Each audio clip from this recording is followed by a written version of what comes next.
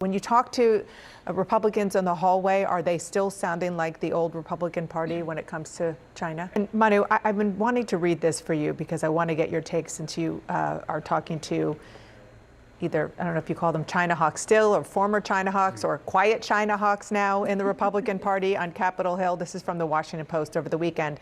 In private letters and careful public statements, Republicans are urging the administration to cleave the world's two superpowers apart, further separating their markets, protecting and accelerating critical industries like artificial intelligence, and deepening military support for Taiwan. But the months-long lobbying effort has largely failed to sway the president. When you talk to Republicans in the hallway, are they still sounding like the old Republican Party when it comes to China? I mean, they privately, yes. Publicly, no. They don't want to break with the president, but their views on trade, on tariffs are diametrically opposed to where Trump has been. Trump has reshaped the Republican Party with protectionist policies, with the pro-tariff policy. And these Republicans, for the most part, they're free traders. They came up through the ranks of Ronald Reagan and George W. Bush. They supported free trade agreements, but they're very much keeping their mouths closed as Trump is making this centerpiece of his economic policy. But it does raise the stakes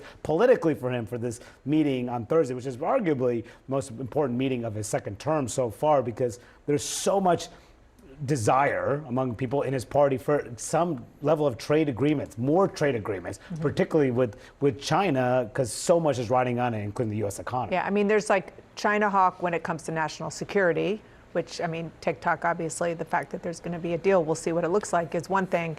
And then there is with regard to economic issues, and that is perhaps something different.